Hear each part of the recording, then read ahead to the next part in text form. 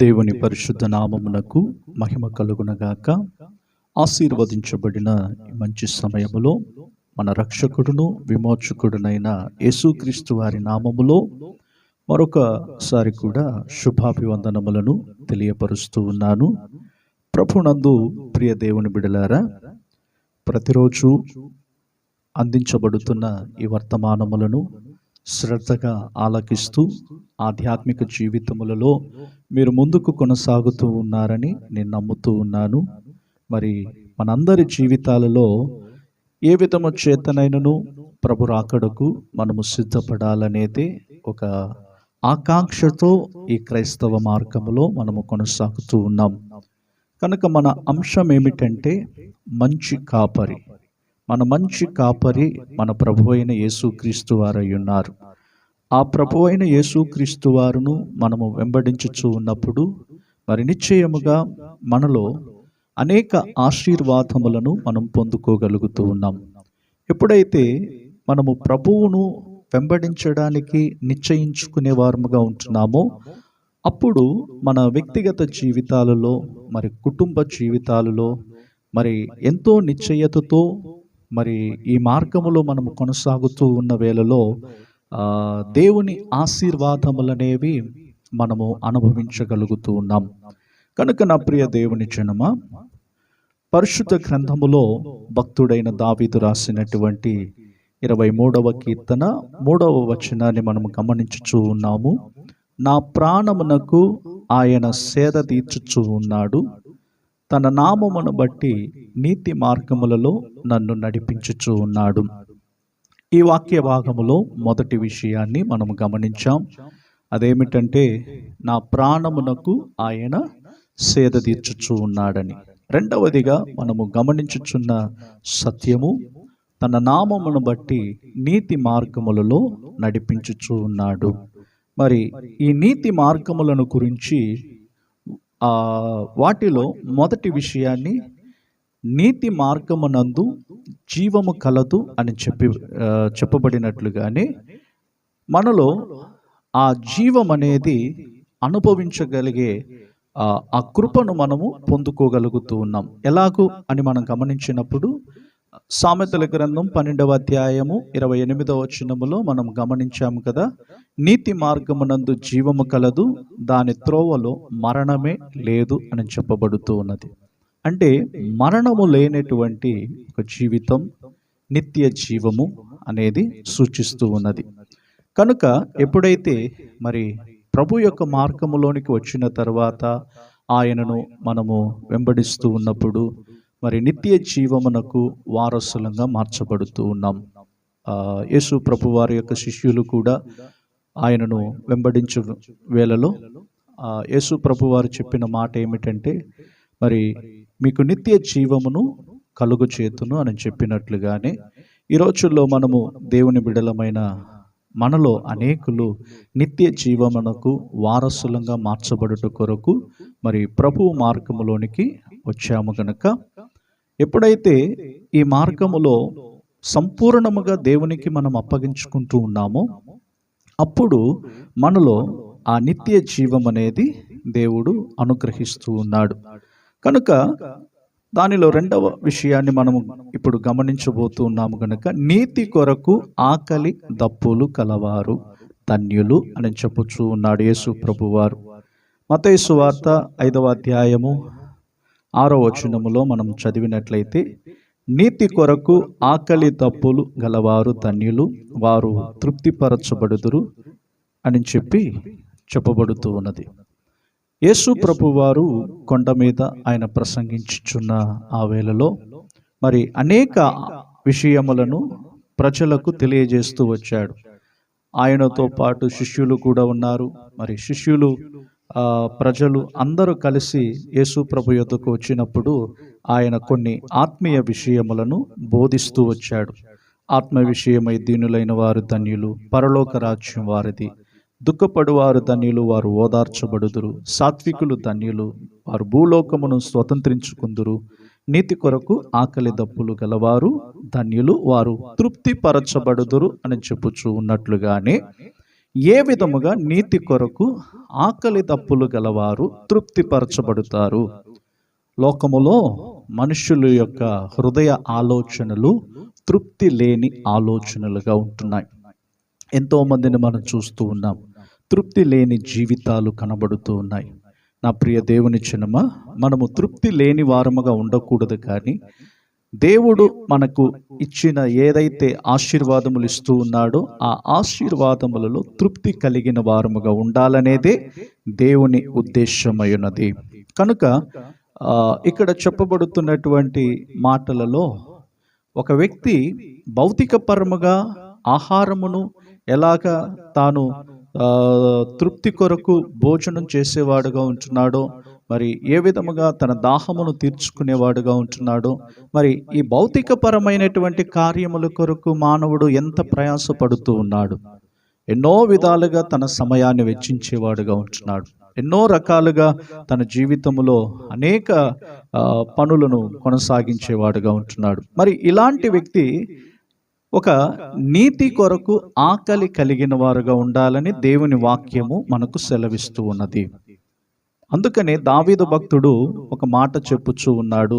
42వ కీర్తన 1వ వచనములో మనం గమనించినట్లయితే 42వ కీర్తన 1వ వచనములో, దుప్పి నీటి వాగుల కొరకు ఆశపడినట్లు దేవా, నీ కొరకు నా ప్రాణం ఆశపడుచున్నది. నా ప్రాణము దేవుని కొరకు తృష్ణగొనుచున్నది. జీవమగల దేవుని కొరకు తృష్ణగొనుచున్నది. దేవుని సన్నిధికి నేనెప్పుడు వచ్చేదను, ఆయన సన్నిధిని నేనెప్పుడు కనబడేదను. ఇది దావీదు భక్తుని యొక్క జీవితములో మరి ఇటువంటి ఆలోచన కలిగిన వ్యక్తిగా ఉన్నాడు. ఈ రోజుల్లో మనము కూడా ఇలాంటి ఆలోచన కలిగి ఉన్నామా? నీతి కొరకు ఆకలి దప్పులు కలిగిన వారముగా ఉండాలని వాక్యం బోధిస్తూ ఉన్నది కదా.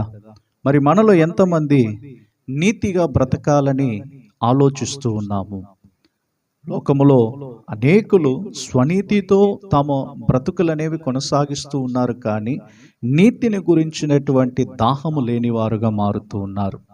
మరి దావీదు భక్తుడు ఏమంటున్నాడు? దుప్పి నీటి వాగుల కొరకు ఆశపడినట్లు అని అంటున్నట్లుగానే దేవుని బిడలమైనటువంటి మనలో మరి నీతి కొరకు ఆకలి దప్పులు కలిగిన ఆ అనుభవం అనేది ప్రతి క్రైస్తవునికి అవసరమైనది. ఈ రోజుల్లో మనం అందరము కూడా మరి దైవ సన్నిధిలో పాలు పొందుతున్నటువంటి మనలో ఎంతమంది నీతి కొరకు ఆకలి దప్పులు కలిగిన వారముగా ఉంటున్నాము? నా ప్రియ దేవుని బిడలారా, ఈ మాటలు వింటున్నటువంటి మీ జీవితాలలో ఎంతమంది నీతి కొరకు ఆకలి దప్పులు కలిగి ఉన్నారో ఒక్కసారి ఆలోచించండి. ఎవరైతే నీతి కొరకు ఆకలి దప్పులు కలిగిన వారుగా ఉంటున్నారో వారిని దేవుడు గమనించుచూ ఉన్నాడు. మరి దావీదు భక్తుడు ఆ విధముగానే తన ప్రాణమును దేవుని కొరకు తృష్ణ గొనుచున్నదన్నట్లుగా మనలో కూడా చాలా మంది దేవుని సన్నిధిని విడిచి దూరముగా పారిపోయేవారముగా ఉంటున్నాం.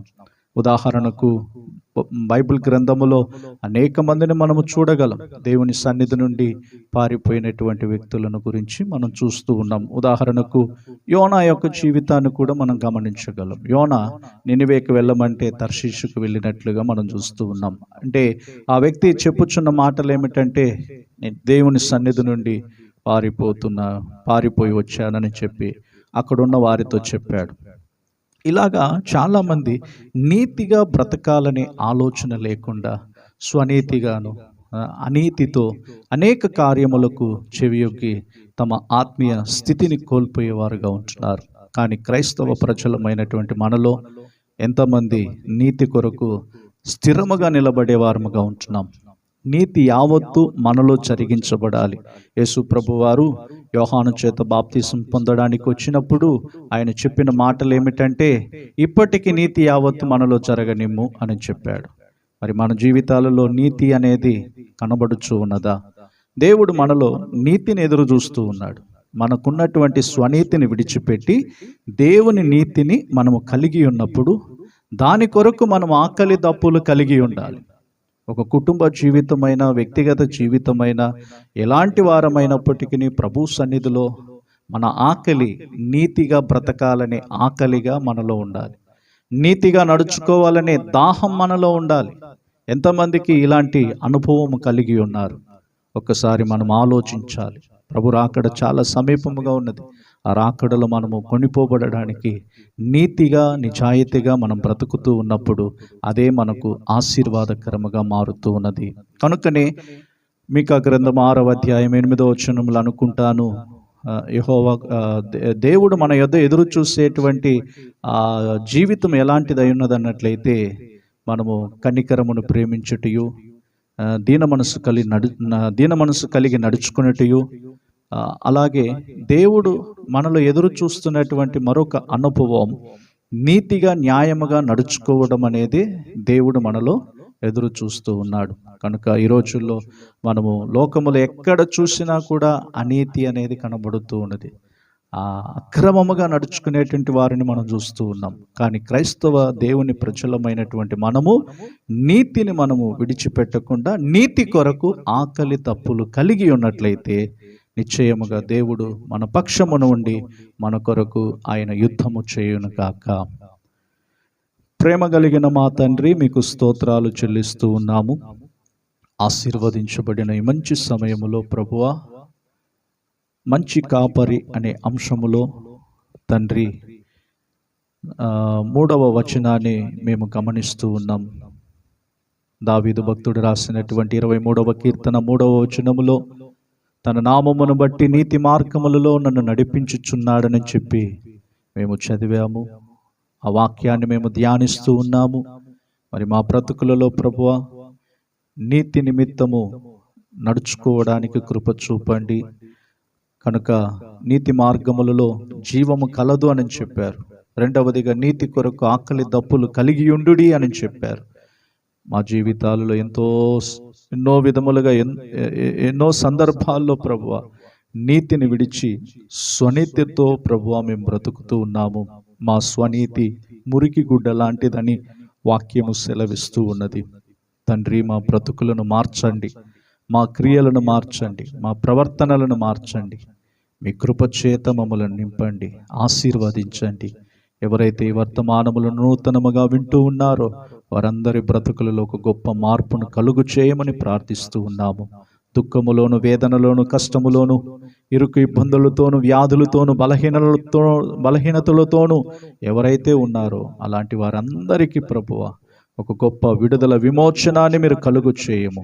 సమస్తము మీరు ఎరిగి ఉన్నారు గనుక తండ్రి, నశించిపోతున్న ప్రతి ఒక్కరిని కూడా మీరు రక్షించమని ప్రార్థిస్తూ సమస్త స్తుతి, ఘనత, మహిమ, ప్రభావములు మీరే పొందుకోమని యేసు నామములో ప్రార్థించి అడిగి పొందుకుని ఉన్నాము మా తండ్రి, ఆమేన్. కనుక నా ప్రియ దేవుని జనమా, ఆత్మీయ వర్తమానములను వింటూ ఉండండి, ఆధ్యాత్మిక జీవితములో బలపరచబడండి. ప్రభు రాకడ కొరకు మనమందరము కూడా సిద్ధపడుదుము గాక. ప్రభు మిమ్ములను, మీ కుటుంబాలను దీవించి ఆశీర్వదించును గాక. Praise the lord.